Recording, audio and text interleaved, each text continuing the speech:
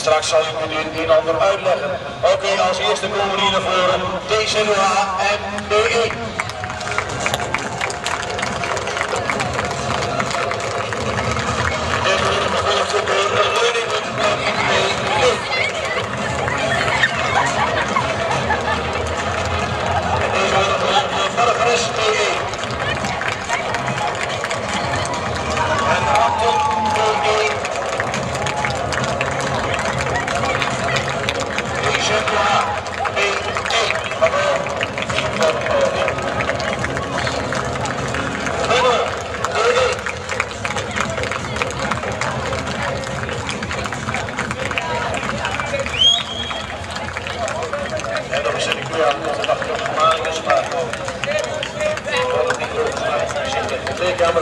Oké, dan wil ik nu graag een groot applaus voor de winnaars in de meisjescategorie van het afgelopen jaar 2012.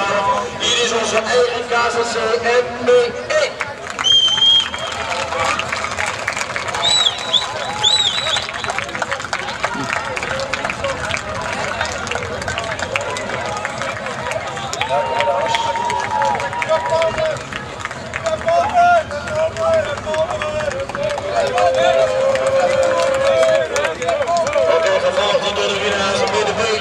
Jongens, Bikwiek 1897 B1 uit Groningen.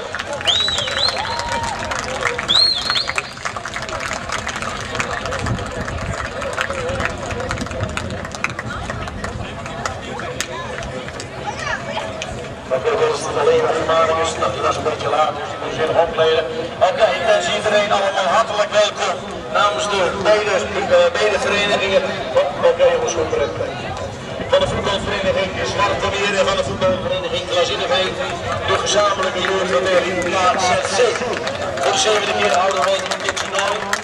Het wordt steeds moeilijker om alles voor elkaar te krijgen. Het ligt hier aan huis. Ook dit jaar hebben we weer 80, 90 verenigingen aangeschreven.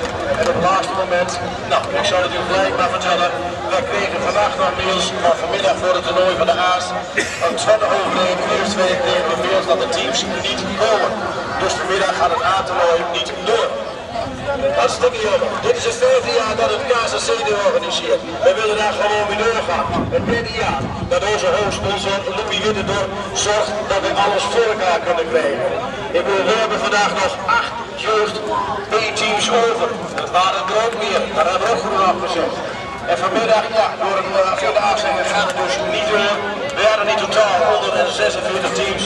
We hebben nu nog 138. Nou, 138 is nog een relatieve aantal voor het toernooi.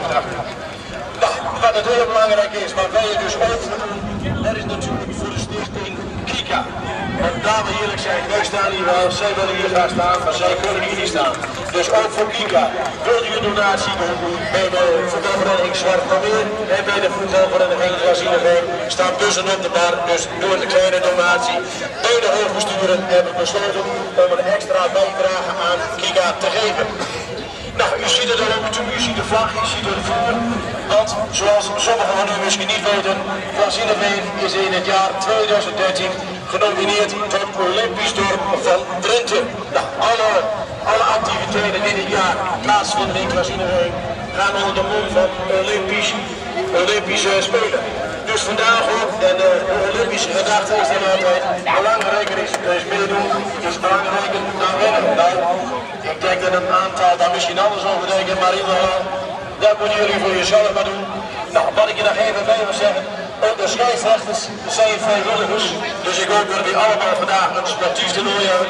En ik zie jullie graag straks terug op Riemersdwaal bij de prijsuitreiking. Ik wens jullie een plezierig toernooi en veel succes!